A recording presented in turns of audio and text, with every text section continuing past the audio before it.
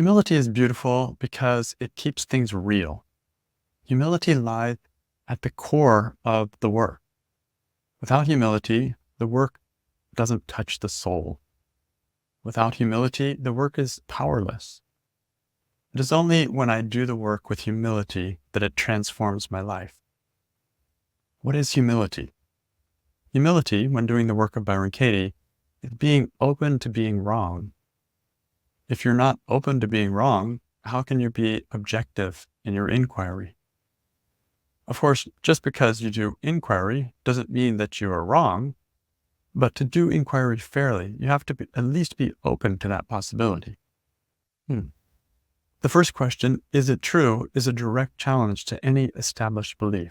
It is asking, could I be wrong? Is there something else going on here? If I am closed to this question, I miss the opportunity to find the real truth, the truth that could set me free. Defense and justification are just the opposite of humility. Humility is openness. Defense is closed.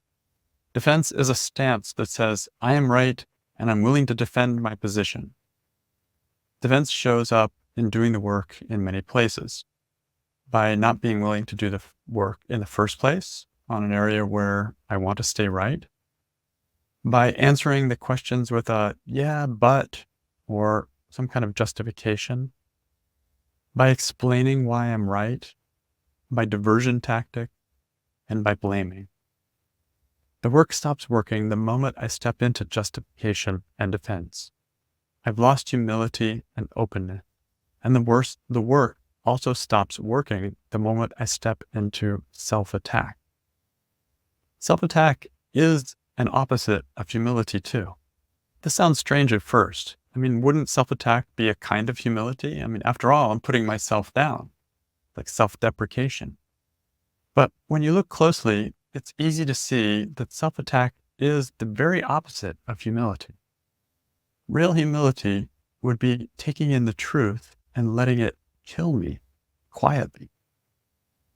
But instead, self-attack makes a show of remorse and self-flagellation in the hopes of somehow preventing the truth from getting close enough to really kill the ego. It's a fake, a poor substitute for humility. The ego stays intact, and there's no humility in self-attack. Peace comes from owning the truth. The 4 questions and the turnarounds are helpful in finding the truth, but it's always up to me whether I own it or not, whether I take it in or not. The more I'm able to own my part, the more I am able to own the very truths that I'm trying to avoid without beating myself up, the more peace can get a hold of me. And when it does, there's no going back. Ego dies in that way, and so does the suffering. It takes courage to be humble. It takes courage to even allow yourself to write a Judge Your Neighbor worksheet on something that is stressful. Allow yourself to be petty, for that part to be exposed. But you'll know, because you know you'll be questioning everything, and only the truth will survive the intense light of inquiry. So it's scary, and it does take courage. But if your interest is freedom and peace, then this is exciting, because humility brings the end of pretense and the beginning of genuine peace of mind. And we'll end with a quote from Byron Katie's book, 1,000 Names for Joy. Humility is what happens when you're caught and exposed to yourself, and you realize that you're no one. And you've been trying to be someone. You just die into the truth of that. You die into what you have done and who you have been, and it's a very sweet thing.